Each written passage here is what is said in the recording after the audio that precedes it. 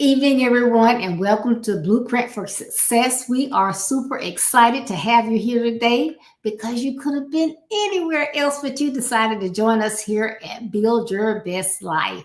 Good evening, Pastor Camille. How are you today?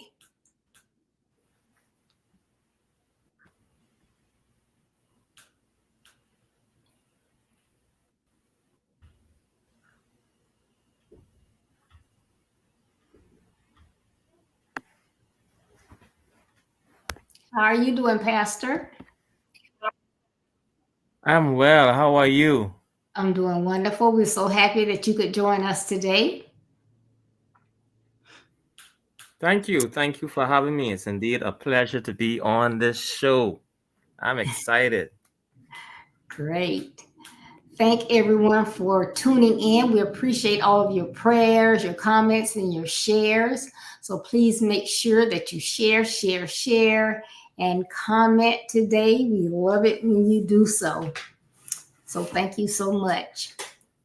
Well, we are here to assist our young men in having better lives and to encourage our mothers with sons. So we always try to have topics that will enlighten, encourage, and assist different people in different walks of life. So when you share, that gives us an opportunity to get the message out to that many other individuals. So thank you all so much.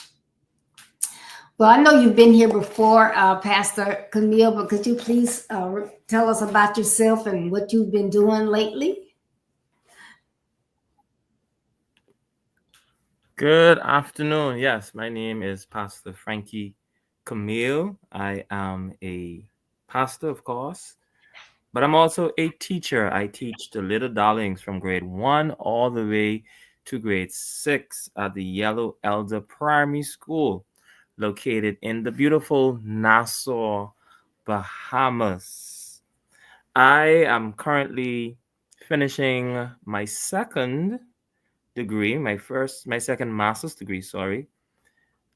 I'm doing music education at Vandercook. I'll be graduating in August. I finished the first master's degree in, thank you, in educational leadership last year, fall, and now I'm completing my second degree. So I've been pretty busy with school, as well as now I'm also competing in the Toastmasters competition in Florida this coming weekend. I will be in Fort Lauderdale to compete as one of our representatives from the Bahamas. I made it thus far in the international speech competition. So Awesome. I hope to win that as I will be competing globally for the first time in terms of speech, giving giving my speech. So I've been pretty busy lately. So that's a little bit about myself. I'm a musician. I teach music. I love to read. I love to write. I'm working on my book that should have been finished by now, but I promise you it will be finished at the end of this year. It will be done. I promise you, like how I promised my wife I'll wash the dishes. I promise you it will get done. All right. We're going to be Thank you. looking forward to that. Yes. Oh, great. Good evening, Peggy, Deacon Holmes, Dan. Thank you all for tuning in. Today, our topic is barriers. Barriers. So, as you travel on your road to building a better life, there will be distractions, pit stops, rough terrain, and detours. But you should ignore these negative aspects of your journey. Although they may slow you down, keep going on the path to being a better you. So sometimes, life's woes get in the way, but you have to continue on. When you have those goals, you have those blueprints for success, and you want to make a difference, you have to continue to keep going. Now, Pastor Camille, everyone has barriers throughout their lives in different forms, and it may or may not impact their destiny. In your opinion, are all barriers bad? My opinion, no, all barriers are not bad. In fact, I believe that barriers are necessary in order to bring out the best in us. Oftentimes, we look at obstacles and we say it's a bad thing. It's a bad thing. And sometimes, because of the obstacles, we want to give up. We want to say, okay, because this hurdle is in the way, it will slow me down. But sometimes it's how you see it, it's how you view it. Obstacles can either propel you forward, make you stronger, or it will hold you back. It's all about your attitude towards it. Once you have a positive attitude, it doesn't matter what kind of barrier is in your way, you will find a way to overcome that. So I want people to understand, especially young men, to understand that yes, barriers will come and we don't get to choose which barrier it is. We don't get to choose the difficulty. We don't get to choose the circumstance by which we are born. We don't get to choose the family by which we were born. We have no say in it whatsoever. Right. But what we have, the power that we have is the power of choice. We have the power now to say to this barrier, to say to this mountain, get out of my way. And if the mountain doesn't get out of your way, we have the power to get a shovel and shovel one dirt at a time, one piece of dirt at a time. And eventually that mountain will turn into just dirt and we'll be able to walk through it. And so barriers are not a bad thing. Bad things happen, but it is our attitude that will determine whether we succeed or whether we fail. And so I want to encourage our young men, especially, no matter what it is that you're going through, there is always a way of escape. There is always hope. As long as you believe that there is hope and that you can overcome the obstacle, as long as you don't allow the barrier to define you.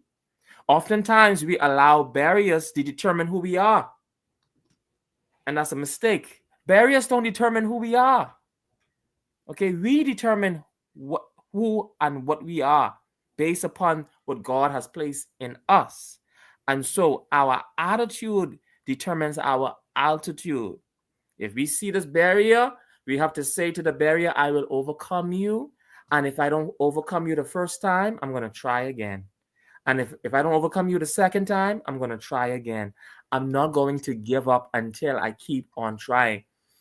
Most if you hear the success stories of most young men and most successful businessmen, they will tell you at some point in time they have become bankrupt. At some point in time they lost everything. They had to start from scratch to get where they want to be or need to be. And so our attitude will determine everything, not so much the barriers, because the barriers are things that we have no control over.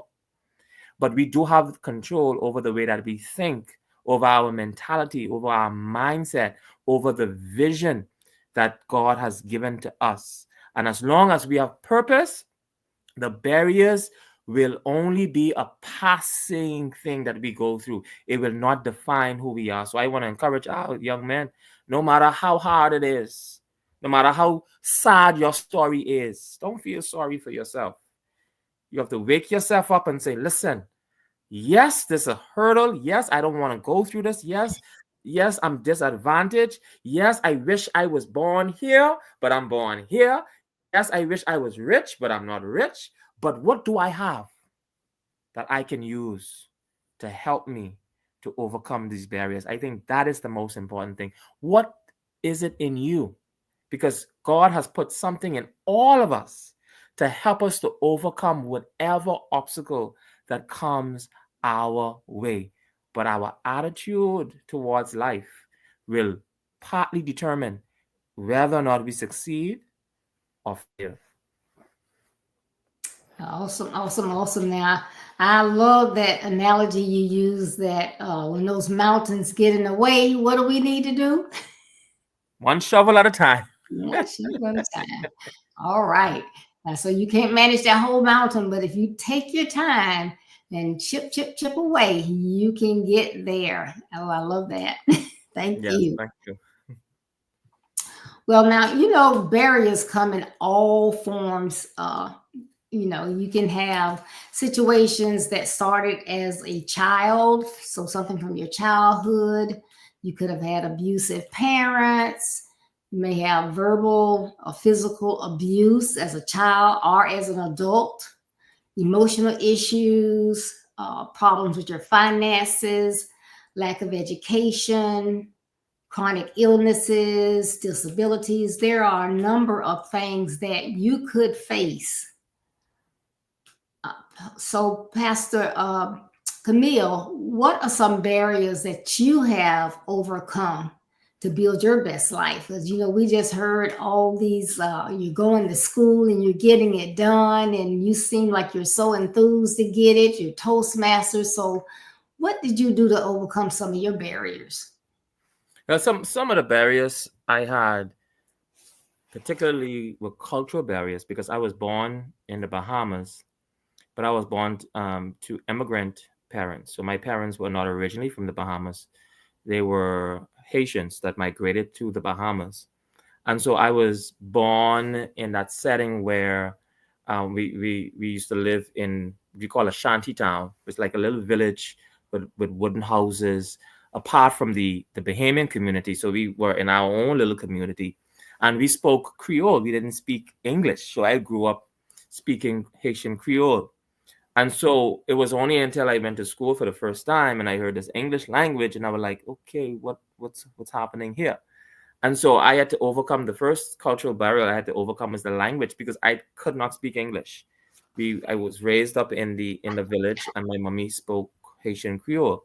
So when we went to school now, I struggled to understand what the children were saying. I struggled to speak the language. And as a result, because everything was being taught in English, I struggled with education. I didn't understand the concepts. I didn't understand the math, the language. I was totally lost. And so from when I hit grade 4, I ended up repeating grade 4. And when I repeated grade 4, it transformed my mind. I was so sad. I was broken. I felt suicidal in such a way. I was about 12 years old, and I watched as my friends made it, climbed all the way to grade 5, and they left me alone by myself back in the fourth grade. And so I struggle with who I was. I struggled with low self-esteem because I wasn't part of the Bahamian culture per se. I was considered a foreigner in that kind of environment. So the kids used to tease me and say, you go back to your country. And I was like, okay, what country? I was born in the Bahamas. So the Bahamas is all I know, but they said, go back to your country. And so I struggled with being rejected. I had low self-esteem. And on top of that, our family wasn't the richest. We didn't have much money. I went to school with basically the same set of clothes.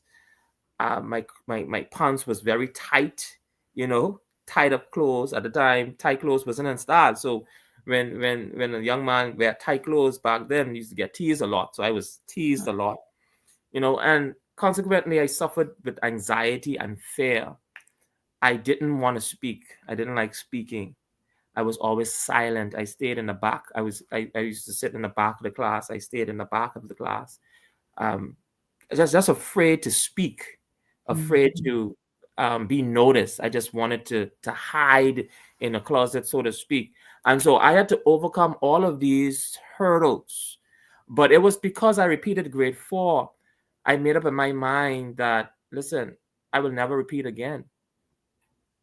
I made up my mind that before I graduate from high school, I will be the top of my class. I made up in my mind that yes, I may be considered a foreigner, but I will take advantage of the education that I receive here. And I took it seriously. Then at the age of 12, 13, I started working, taking care of myself. And so as a result of me working, then I bought my own school uniform. I bought my own school clothes. I bought my own books. And because I bought my own school uniform and school clothes and school books, I did my homework because I was the one investing in me. And I'm like, I'm not going to be buying all the school uniform and and be an F student. And Right, so okay. I understood the sacrifices that the parents were making because I had to make it. And Mm-hmm. I took my education seriously. And I studied and I studied and I studied. And by the time I hit grade 6, when I graduated grade 6, I cleaned up in terms of trophies. But I kept that same mentality throughout my entire life and my entire career. And I made up in my mind, I promised myself when I was in grade 4, and I repeated and I watched my friends climbed up and I stayed behind and I cried. I said, "You will never fail again. You will never fail another class ever again in your entire life." And I said to myself, "You will graduate from high school, the top of your class." And I held that promise. And can I tell you, when I hit Doris Johnson in 2002, and when I graduated in 2005, I was not only the head boy, but I was also the valedictorian of my class. All right. But thank you. But Yes. that was because I repeated. That was because I failed. That was because I was rejected. That was because I had to overcome myself. I had to accept myself. I had to love myself. I used to look in the mirror and I used to hate the way that I looked. I used to look in the mirror and I say hate myself. And one of the reasons why I say hate myself was because I looked like my father, and my father denied that I was his child. Mm-hmm. Everyone around me used to say, "You look just like your daddy. Oh, that's so and so son." And I'm like, okay. He said I'm not his child. And I look in the mirror and I see him and I'm like, but I hate him because he rejected me. And I'm being reminded every day by people, by family members and other people saying, "You look just like your father." I don't know why he said that. You look just like him. And so I struggle with my self-image. I struggle with who I was. I struggle with finances. I struggle with education. I struggle with culture. I had to learn to accept who I was and love myself and do the very best that I could do with what God has given me. As a result of my struggles, it made me more determined. And so if I were to go back and remove those struggles, I would not be the person I am today. That's right. Okay. So it helped reshape me. It didn't define who I was, but it guided me to who I could be. And I'm like, okay, I don't have to live in a village forever. I don't have to live in poverty forever. I don't have to be a dummy. I don't have to have low self-esteem. I believed in myself and I allowed my gifts and my talents to flourish and to make room for me. And so barriers will come. Like I said, you don't get to choose. If it was up to me, I would be born a prince or a king somewhere. I would be born somewhere great where I don't have to work. But it was not up to me. But nevertheless, I cannot look at other people and judge my life based upon their accomplishments and their success. I could only base my life upon what I have overcome. I have overcome so many obstacles, but yet I stand strong. And if I did it, it simply means then that it is possible for someone else who would have experienced probably worse circumstances to overcome those as well. Oh, I love that. And if you just joined us, hey, you need to go back and look at this entire broadcast. But this is just awesome because this is what I'm talking about. You said you can't let your attitude impact your altitude. You did not. And you are an example of how you can overcome your obstacles and build your best life. You didn't let those naysayers or blame others for your deficiencies. You shook it off and said, hey, this is what I'm going to do. I'm going to be the head of my class. And what did you do? Who were you? The valedictorian. And that's what Yes, I'm talking valedictorian. Yes, about. that, valedictorian and the head boy of the school. that is awesome. If you can do it, and you instill in those people that you're in their midst, hey, it can be done, then they can do it too. They can see, hey, if he came through all of that, and I'm just worried about this little thing over here, I can do better. I can do better. Because sometimes people have, it's like, woe is me. And it may be that, you were saying how your clothes didn't fit. They were, too small, but you had to wear what you had. But, some kids, they may be wearing hand-me-downs, but it's just because it's their brother or sister that's just a year older than them, and they're not really not fitting, but it's just that, oh, I have to wear something that somebody else had. But somebody else has it so much worse. So that is just a testament. Thank you so much for sharing that. You're welcome. Yes. Please tell us about a barrier that slowed your progress, but eventually helped you move toward purpose. Yes. I think my greatest barrier was my education. Like I said, when I repeated grade 4, I was very much depressed.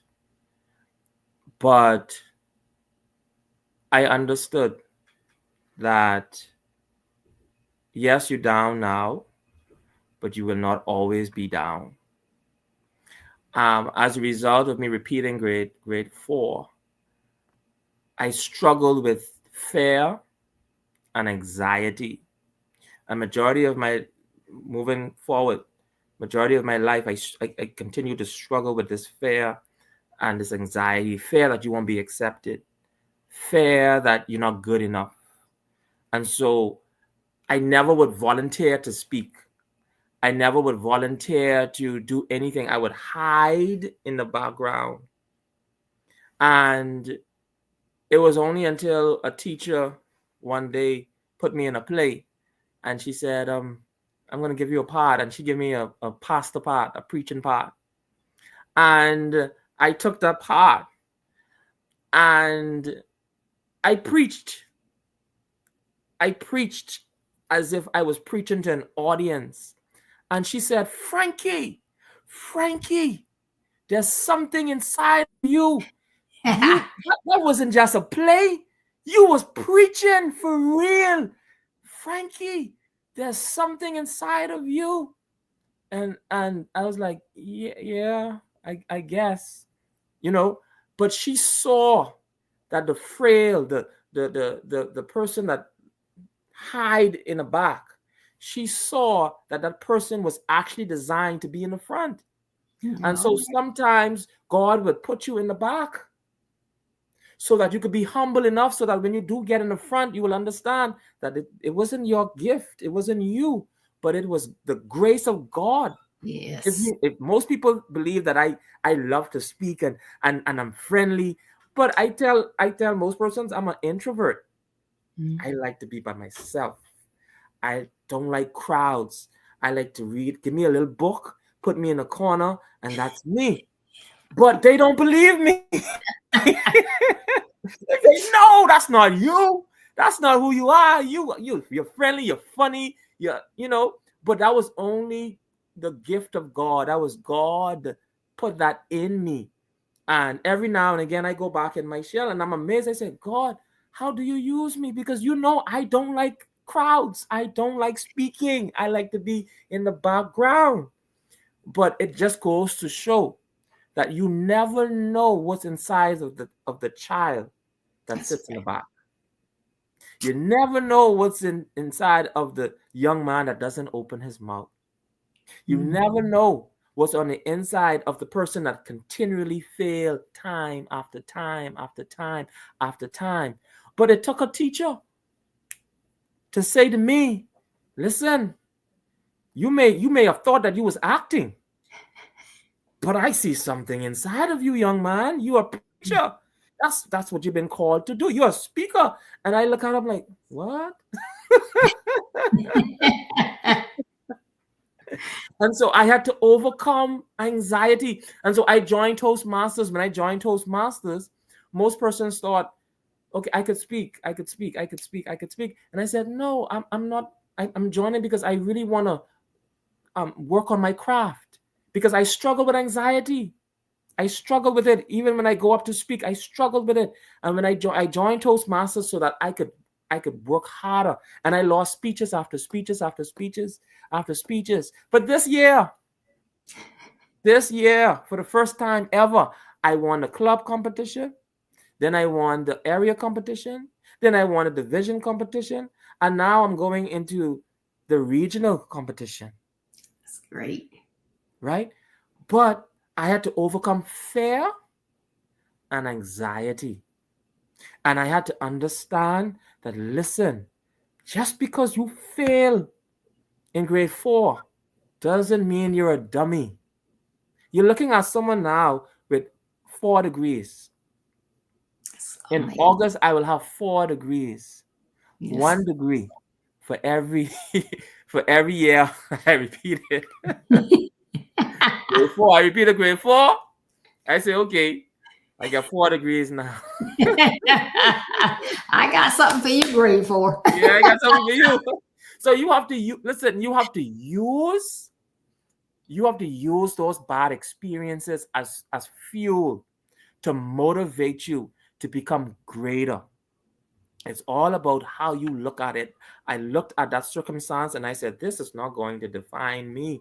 I am better than this. I am greater than this. But it also took people to point out to me and say to me, there's more to you, young man, than what meets the eye.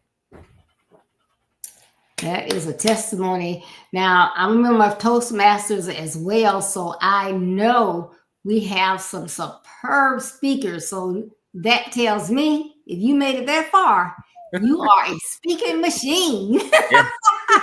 So God has used you.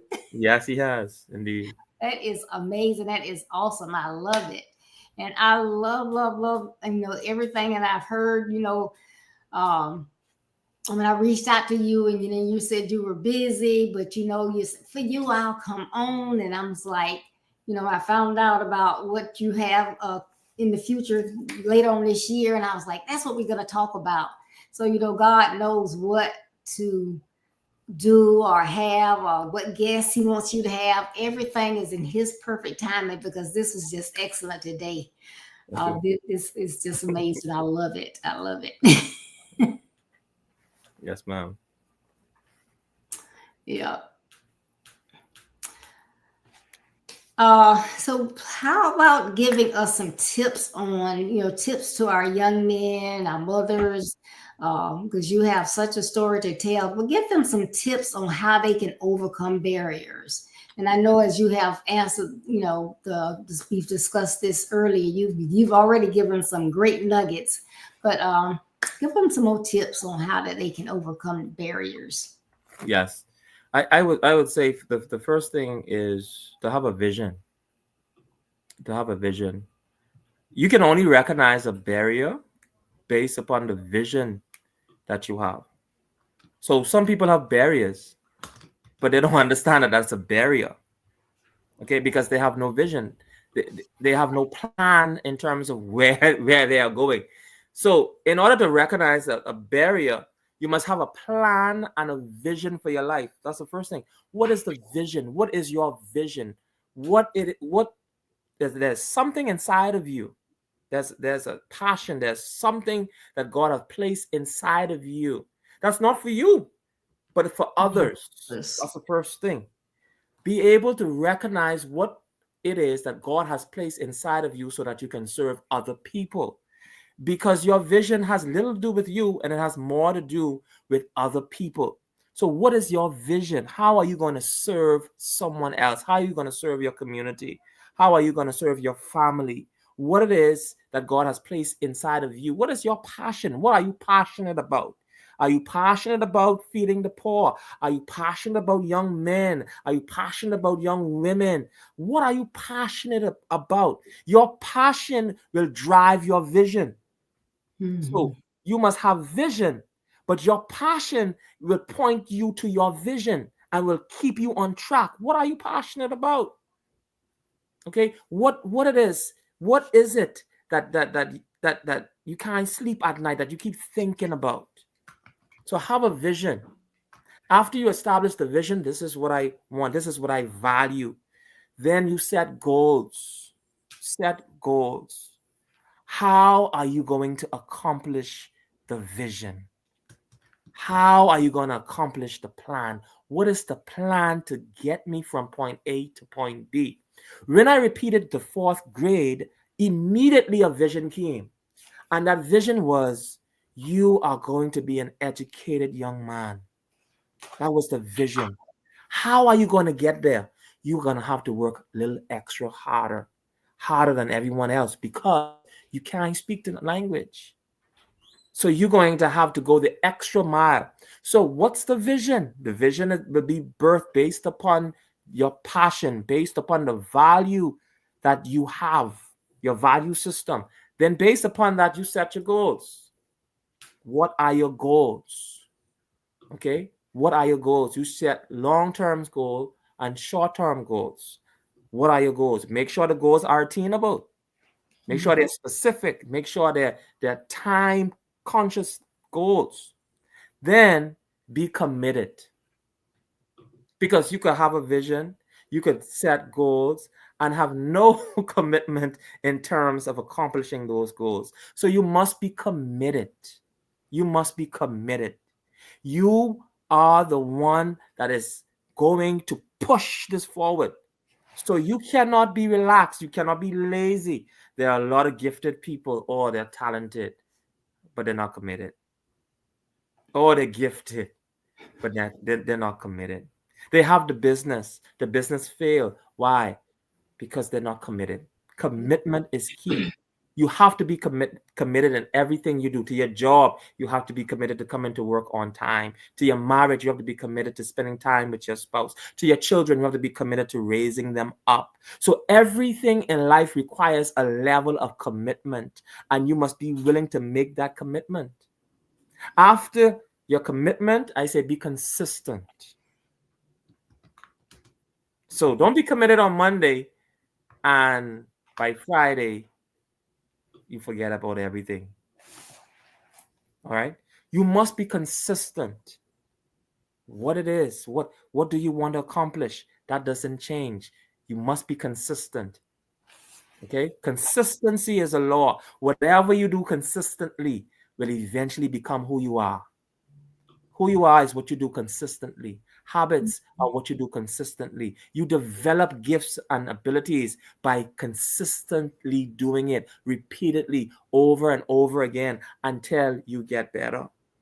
So set a vision. Your vision will be determined by the passion that you have, by your value system. Then you set your goals. After you set your goals, you plan. Then you be committed to those goals. Then you be consistent.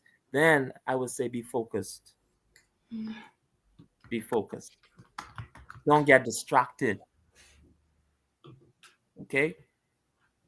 Don't get distracted. Oftentimes, we get distracted. We become committed. We have consistency. And then something comes, bam, and we lose focus. Mm-hmm. So instead of putting the time and effort into working hard to accomplishing this goal, we instead spend time doing other things. And then lastly, I would say connect with people, because you can never accomplish your goals by yourself. Relationships are important. As gifted and as talented as you may be, you need somebody to push you forward. Develop healthy relationships and connection. Connect yourself to people who would have already succeeded. Connect yourself to people who don't mind pushing you forward. Find a mentor. Find someone in the field that is where you want to be and ask them to mentor you. Ask them to give you advice. Go to lunch with them. All right. So connect yourself with people. Whoever you are connected to will determine how far you go. All right. So they my advice for anyone needing advice. Be committed, be consistent, be focused, and don't forget your connection. You always need people. People will determine the next season of your life. When God is ready to bless you, He'll always send somebody. someone will come and bless you. He works through men. So you cannot do everything yourself. So you have to have good relationships with everyone, including even your enemies, because God will even use the persons that don't like you to bless you. Can I tell you that my first 2 years of college was paid for by an administrator at the time who did not like me. She did not like me. She said, we don't want him as our head boy. And I was so hurt. But I remember I was so respectful to her. I never disrespected her. And that same lady turned around and she said, you know what? We want him. He's the next head boy. And then she turned around and she adopted me. Yes. And she said, I'm going to pay for you to go to college for 2 years. I'll pay everything for you. And I said, what? So I was smart. I was committed. I was focused. But God used somebody who initially did not like me. All right. And turned my life upside down because of his grace and his favor. Like I said, your attitude. If I had disrespected that lady and said, oh, you don't like me? Okay, then. That would have been 2 years of my life I would have been struggling with. But she paid the price because she saw someone worth investing in. And so connect yourself with people. Be friends with even your enemies. Because they too, God can use them to bless you. Don't easily be offended. I've watched so many young men and young people walked out of their destiny because they're so easily offended by what someone says. Offense can stop your blessing. You have to humble yourself. Humble yourself. Humble yourself. Connect yourself with God and believe in yourself. Do the work. Everything requires hard work. You cannot get around it. It requires hard work. But you must be focused. You must be determined. And it's all about your mindset. Your mentality determines everything. That's right.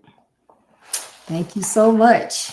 Yes, you can listen, don't cut off your hand to spite your face. You can like you said, you gotta be humble. Yeah. Because people, they may find fault. You don't know what's going on with them. So whatever they say, think about it. Is it something that's going to help me? They said it and I don't like the way they said it, but is it something that's going to help me?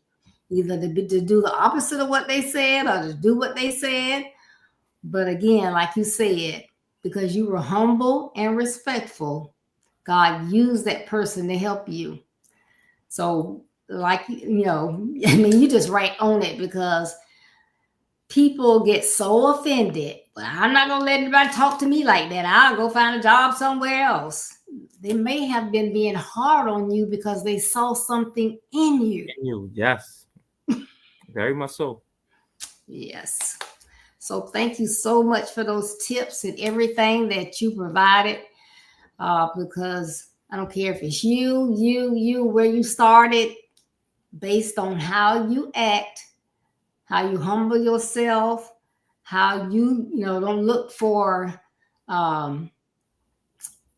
that the world owes you something. I was looking at, I love Judge Judy, but it wasn't Judge Judy, it was another judge. Today was, I think, Ebony.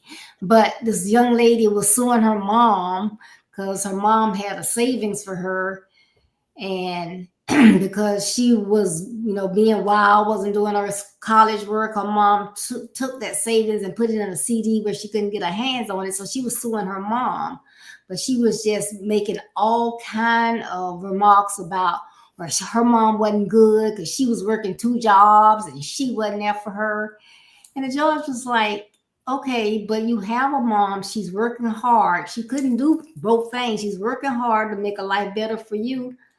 But you don't even see any the niceness that your mom is doing for you.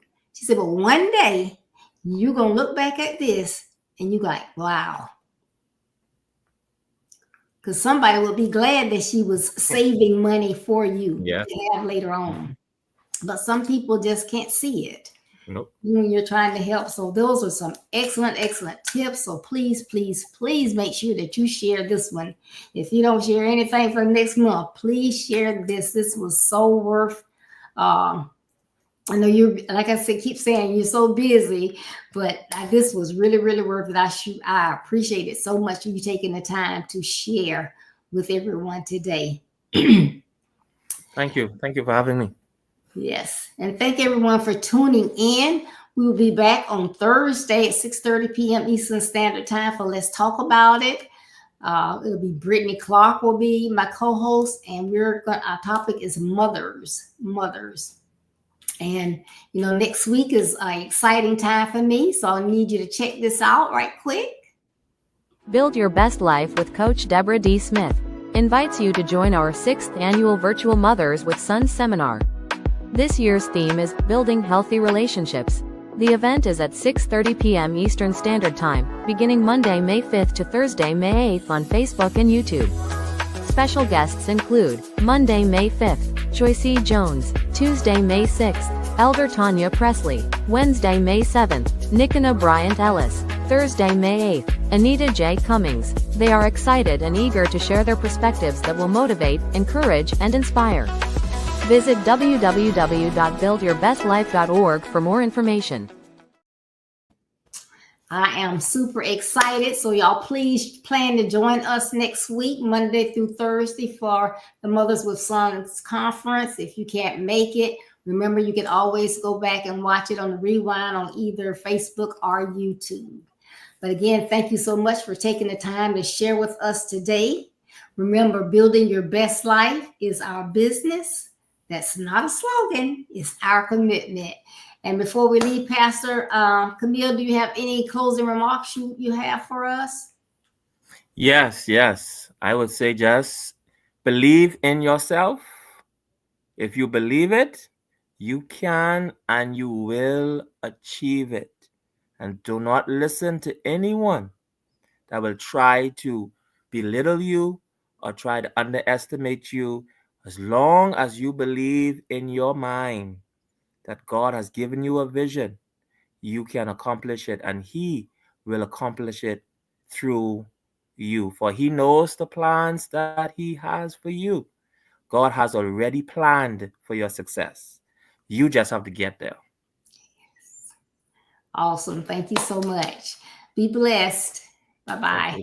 Bye-bye.